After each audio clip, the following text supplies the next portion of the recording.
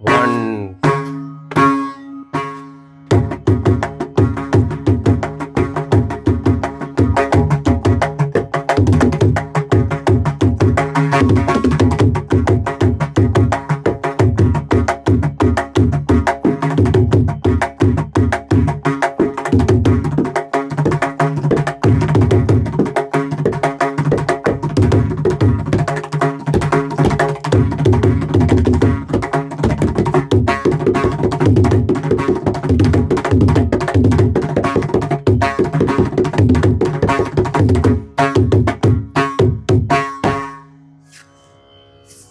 E-square பிளேயின் சர்வம் தாளமயம்.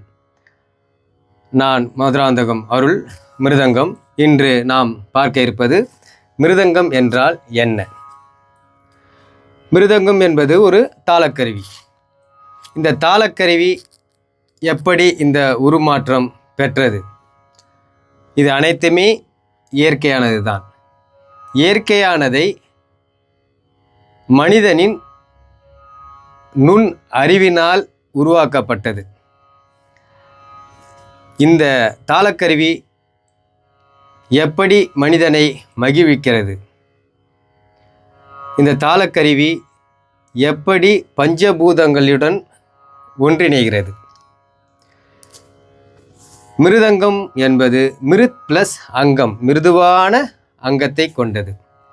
இதற்கு தன்னுமை என்ற ஒரு பெயரும் உள்ளது, சிலப்பதிகாரத்தில் வழங்கப்பட்டுள்ளது. அந்த தன்னுமை என்பதின் பொருள் இனிமையான நாதத்தை கொடுக்கக்கூடியது. அப்படி ஒரு மேன்மை சிறப்பு மிருதங்கத்திற்கு உள்ளது. இந்த மிருதங்கமானது பஞ்சபூதத்திற்கும் பொருத்தமானதாகவும் அதற்கு அடங்கியுள்ள ஒரு தாளவாத்தியமாக விளங்குகிறது. பஞ்சபூதங்கள் எப்படி, இதில் நாம் எந்தெந்த பாகத்தை குறிப்பிடுகிறோம் என்று பார்க்கலாம். நடுபாகம் கட்டையால் ஆனது. இந்த கட்டை பலாக்கட்டை. முன்னர் பனை மரம், வேங்கை மரம் என பல மரங்களில் மிருதங்கம் தயாரிப்பதற்காக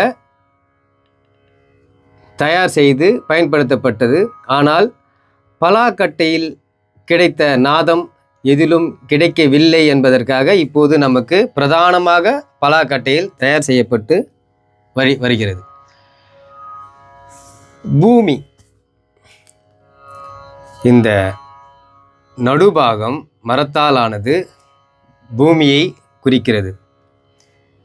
இடந்தலை.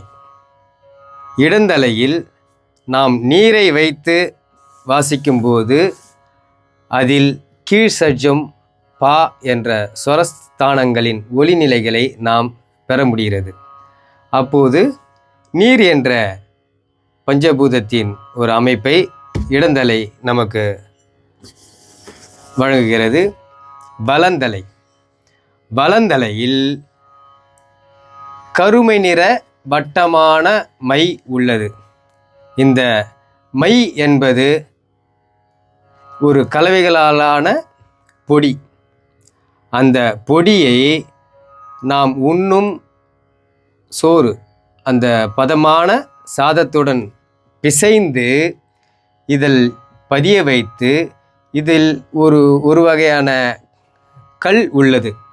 அந்த கல்லை சூடு பறக்க தேய்த்து இதில் ஒரு படிநிலையாக பொருத்தி தேய்த்து இந்த நாதம் வரும் வரை செய்யப்படுகிறது.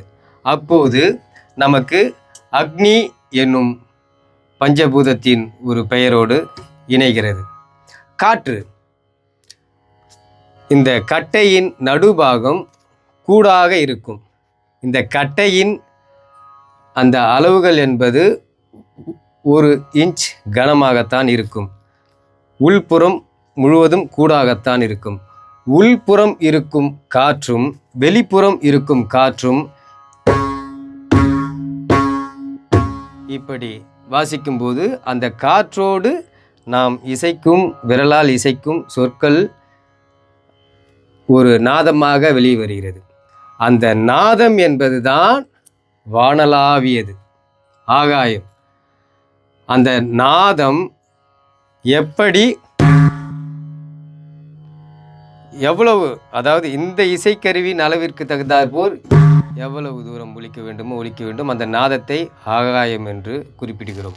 அந்த வகையில் பஞ்சபூதங்களை உள்ளடக்கிய தன்னுமை இந்த தாளவாத்தியம் இயற்கையிலிருந்து கிடைத்தது தான். இது செவ்விசை கர்நாடக இசையில் பிரதான தாளவாத்தியமாக இருந்து வருகிறது. இந்த தாளவாத்தியத்திற்கு ஒரு தனி சிறப்பு உண்டு. என்ன சிறப்பு என்றால், ஆண்களுக்கு ஒரு குரல் அமைப்பு, பெண்களுக்கு ஒரு குரல் அமைப்பு, குழந்தைகளுக்கு ஒரு குரல் அமைப்பு. அந்த குரல் அமைப்புகளுக்கு தகுந்தாற்போல் இந்த மிருதங்கத்தின் பலந்தலை என்பது கரணை பகுதி.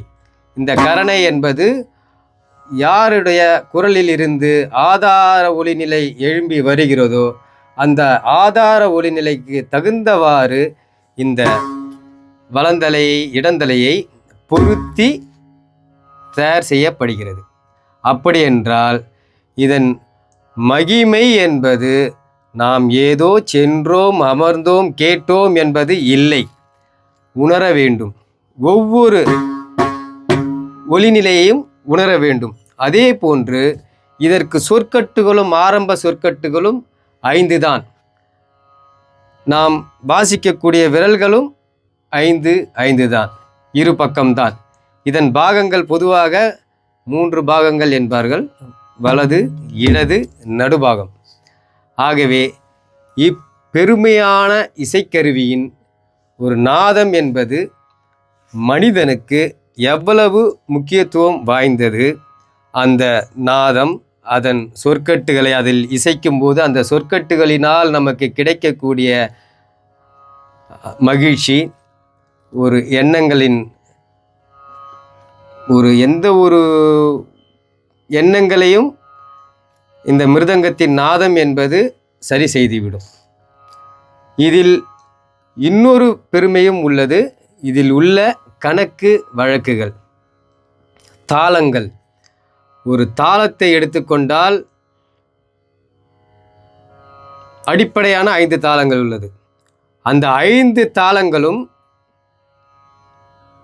எப்படி 5 5 5 என்று பொருந்துகிறது பாருங்கள்.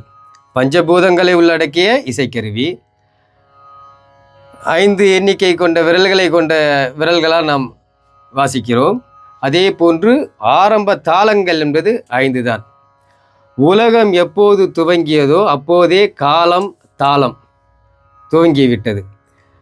அந்த காலம் இல்லை என்றால் மனிதனுடைய இயல்பு நிலை வாழ்க்கை என்பது தடம் மாறும், இடம் மாறும். அந்த செயல்பாடுகள் என்பது முன்பின் முரணாகத்தான் இருக்கும். ஆகவே அந்த காலமும் தாளமும் என்பது மனிதனுடைய வாழ்க்கைக்கு மிகவும் அத்தியாவசியமானதாக நம்மளை இயக்கி கொண்டு வருகிறது. அப்படிப்பட்ட நாம் மிருதங்கத்தின் இந்த தாள ஒலி நிலைகளை கேட்டு மகிழ வேண்டும். மிருதங்கத்தின் நாதத்தை நாம் உணர வேண்டுமென்றால் அந்த நாதங்களை பற்றி அடுத்த நிகழ்வில் நான் தெரிவிக்கிறேன்.